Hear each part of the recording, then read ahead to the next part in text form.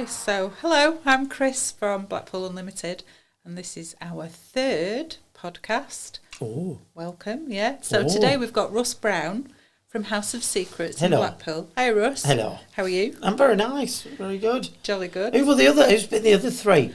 Oh, well, Jed. We've had Jed. Jed, who else? And the ladies from Women's Rocking Choir, Tanya and Jackie, you'll know them. Rocking choir? Rocking choir. As in? They rock. Not eat rock. Oh, do you know, I never asked. No, you should have checked that. You need to check it. It's important. What if that's part of what they do? Yeah. And I've thought rocking as in jiving. Rock in choir. Yeah. Oh, wow. And who else? That's it. You're number 3. Hello. So, House of Secrets, we met a long time ago, didn't we? We met a long time ago with... Your initial idea. Yeah. I've had loads of different ideas, but it would always boil down to what's basically become the House of Secrets.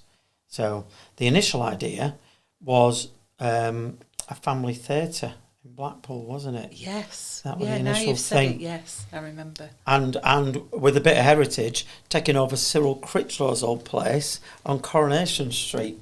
Oh, you need to explain that a bit. Go on. So Coronation Street, it's now a closed shop. Do any of you remember this? Am I the only old person here? Right. So basically, Cyril Critchlow was Blackpool legend. There's a full section about him in the library. Oh, wow. The Showtown's going to have a full section about Cyril. Cyril was a member of Blackpool Magician's Club, he looked like a wizard. He was like a little wizard. And he had a shop on Coronation Street called the Witch's Kitchen. So you went in and it had a cafe. Yep. On one bit, and then there was a magic shop where, like I said, that was literally something light out of Harry Potter. It had an old smell to it and weird tricks, and Cyril looked like a little wizard with a little pointy beard. He looked like a little Dumbledore.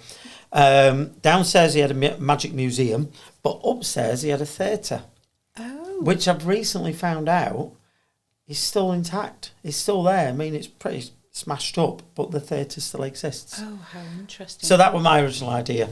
Right. So did he inspire you to start all this in the first place? Is that part Yeah, Cyril, I did magic from being 5 years old because my cousin gave me a magic book. Then that was it. At I was 5? At 5 years old. I read that magic book. I learnt every trick in the book, literally. I did stuff like, if there was a trick that needed a piece of rope, I noticed that my mum's curtains had rope on the top of it. So at 5 years old, I got chairs and pulled down my mum's curtains to pull the piece of rope off and got told off. I bet. And things like that. But yeah, and then Cyril was a big help to me because I moved to Blackpool when I was 8, found the Witch's Kitchen, and I showed him a few tricks and he noticed, you had a talent. Yeah, that I wasn't just messing about, that I was really into it. And then he sort of took me under his wing a little bit and helped me with get me into Blackpool Magician's Club, everything else. Oh, wow. So you've worked all over Blackpool. Mm-hmm. You've done bits for Pleasure Beach. I've done shows, full summer season at the Pleasure Beach, shows in the Horseshoe Bar at the Pleasure Beach, 12 years at Blackpool Tower. I was resident at Pontins. I've done all the piers. Wow. Even when South Pier had a theatre. The Grand, I did a summer season at the Grand, me and Steve Royal. Oh, wow. Lots at the Opera House. So, yeah, pretty much all of them. So all of that together, and then you thought, what I really want to do is open my own. Yeah, gaff. I'd thought it for years. Because of getting frustrated with, I don't know, I won't say which venue was a good example of this, but some venues you would go in and do a show and then a manager would walk through and hear one part of a joke or see one part of a routine, then they'd be like, no, take that out, you can't do it. It's like, did you watch the whole thing? Because you've seen it out of context. Oh, right. Silly little things like that. And then eventually I kept thinking, I just want my own place. So you've got more freedom but I can do what I want. And also that I can bring in visiting magicians that are, when a magician's in town and they phone me up and say, oh, I'm in town, I'm at Preston doing a show, Brilliant. I'm at Manchester doing a show. Come over. I'm coming over. Then I'll say, why don't you do something in the bar? Which is, we haven't even been running a year yet. But we've had some decent names on in there already. So it's called House of Secrets. It's on Church Street. part of the Winter Gardens? Yeah, it's part of the Winter Gardens complex, straight opposite the church. So I think what might be interesting for people is the process you had to go through to find your premises. To find the premises, so I had the idea for a long time. I looked at Cyril's old place, which was, I can't remember, something like $4,000 a month to rent. So that was straight out the window. I was just like, yeah, that's not happening. No. And I kept looking at different places, and especially after COVID, because I lost all my work, all my money, because I didn't qualify for any grants because I do work in Sweden, and that sort of, in some stupid way, knocked it. Couldn't, that the work out there knocked it all out.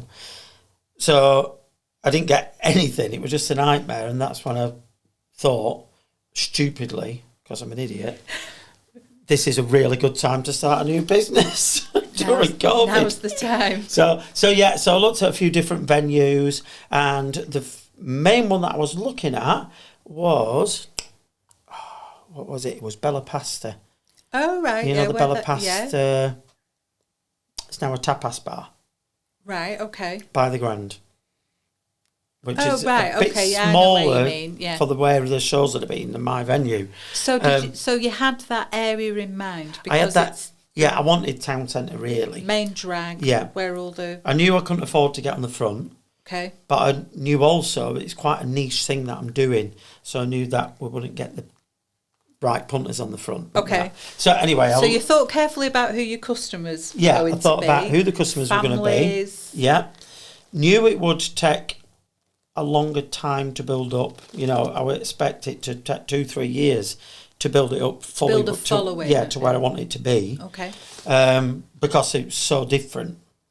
So I knew that. And the venue, when I was looking at the Bella Pasta venue, I phoned up Michael Williams. I phoned you up and asked about it. Yeah. And I phoned up Michael Williams at the Winter Gardens, and I just said, you're part of Blackpool Bid. What do you think? Yeah. And then Michael said, funnily enough, we've just had a place come empty that I think would be perfect. And that's where it all come from. That's where it all stemmed from. And that ideal for you because it's right next to a busy venue anyway, so lots of people get to see you. Yeah, and the Winter Gardens are working brilliantly with it. So how long did it take from that initial conversation, there might be something available, to then actually... From that to that, a good 12 months. Lots of processes to go through. Yeah, lots of processes to go through. Michael said, and I think you said as well, don't do anything until you've got a licence. Yeah. Because you can't open a magic bar without a licence. And I contacted the licensing, and at first they were like, well, it's saturated in that area, so probably not. So and that's the alcohol licence that we're talking about. Yeah. And then as we went through the process and they realised what the vision was, that I didn't want a rowdy bar, I didn't want that. Yeah. Then, you know, they went for it, and then that were it. I started doing the work. So was there anything that, because I remember us having a chat and maybe thinking about business rates, was there anything there that surprised you that you weren't sure about, or was it just that? I was very worried about rents and business rates. And the rent I knew was okay, but I was worried that the business rates were going to more than, you know, make it so that my rent was more than impossible. You know, it was double, and then it was not going to work. But I think I worked with you on that about the business rates, and you told me what to do and where to find out. Yeah, and where to find it all out. That information's available on a public record, so we must have looked at that to work out where you're at. So you were happy once you found that bit of information out. What about all your bills? How's that been going with? Electricity is a nightmare, but was from the outset. So the electricity company phoned me up and said, "Oh, you've taken it over. We're going to go from the reading now, and that's it. So we'll send you. We'll sort you all out." So they set it all up, and then 2 months in, they sent me my first bill, and it was thousands. Oh wow! It was a ridiculous amount, like it is for a week now. Yeah. But it was like a ridiculous amount. So I phoned them up like, "This is ridiculous," and they just said, "Oh yeah, because you're a new customer, we'll just put you on an emergency tariff." Oh, and I went, and at no point did you think, "Oh no, that was up to you." And I went, "Well, I didn't know anything about that." Oh, interesting. So I'm still paying that back. So that's a good tip for people. Yeah, it's a good tip. As soon as you do it, phone them and get a tariff, because they just put you on their rip-off tariff, and there is literally nothing you can do about it. And nothing. They don't discuss it with you. No, it's like £1.50 a day standing rate That's before harsh. the electricity. Wow. Okay. It's just insane. So you've got all that sorted, obviously. So that's all sorted. 1st of April, my contract's up with them, so I'll definitely be moving.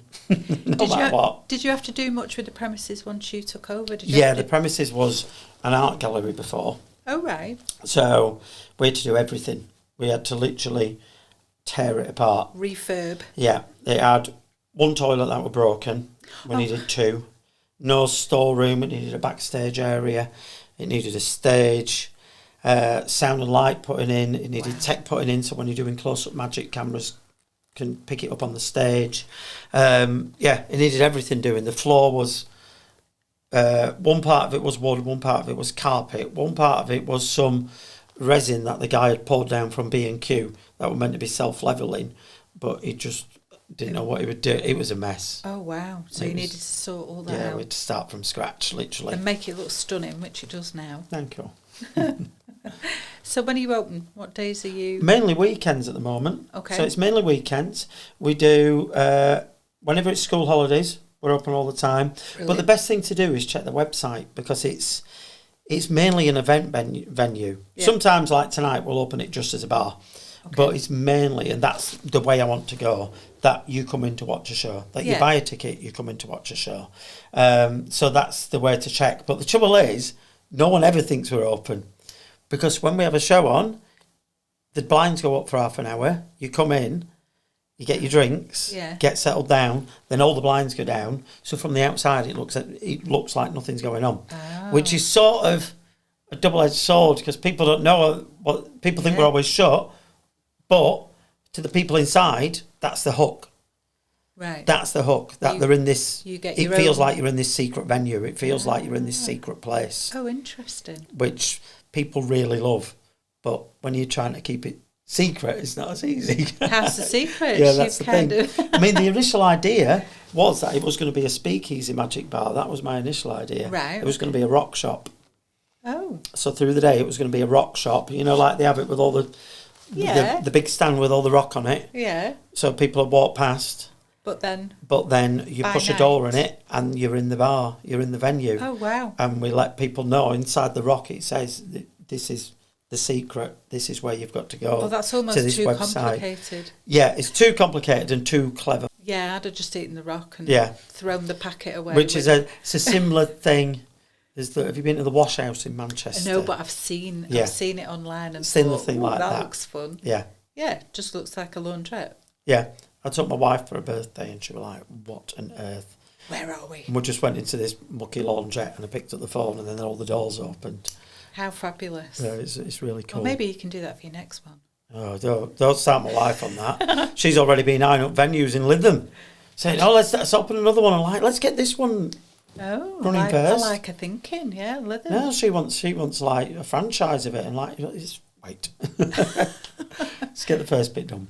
So are there any other tips you want to pass on when you were taking on premises? Yeah. Any tough things? My big thing is to listen to people. Get advice. Okay. Get advice. People like you, I were phoning you and annoying you quite often and saying, what about this? How does this work? How does this work? I did the same for the licensing people. I did the same for the licensing people yesterday because it's the Magic Convention coming up. So... Right. Our licence is till 10:30, right? But I organised the Magic Convention, and I know that the shows finish at 10:30. And then so I needed a licence till 12:30. A temporary event. Yes, that's it. Attends. Yes. Yeah. So I was annoying them today. Well, you didn't ring me and ask me that. Oh no, I did it, and they phoned them, and they were like, "Yeah, this is what you need to do," and they were dead helpful. So ask the questions. The questions. Rob Wynne at West Coast was excellent. Brilliant. Because I phoned up Rob and said, this is what I'm thinking of doing. This is what I want to do. And you've had a business there for a long time. Yeah. What do you think? What's and Rob was brilliant. He just said, come to West Coast. We're going to have a coffee and I'll tell you everything. And he did. Everything you need to know. He told me where we're going to go wrong. He said the first thing not to do is just open it constantly because you've got it. He said, open it when you do a show.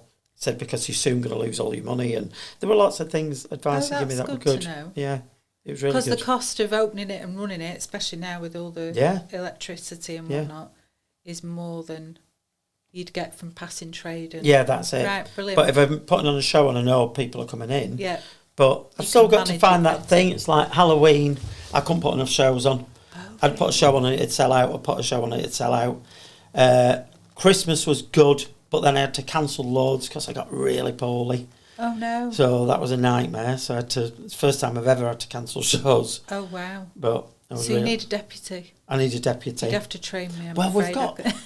we've got lots of visiting magicians, but because I do little bits on BGT here and there, I pull in little favours from people who've just been on BGT, and so like there's a young lad called Ryland Petty, and he's like he can't get in there fast enough. He'd do it every day if he could, but he always does an amazing job. He's like they love him. So that's an added extra that people coming to see the shows might get to see somebody. Yeah. I mean, there's been nights where, people are just in on a normal night and they walk in and Stephen Muller's sat in there. Yeah. There's been nights that the walk in and Richard Goodell's in there with Sutty, and, there's visiting magicians pop in. Yeah. So you have got that little thing that you don't actually know who's going to be in there as well. There's quite often, magically especially. Could be a surprise. Yeah.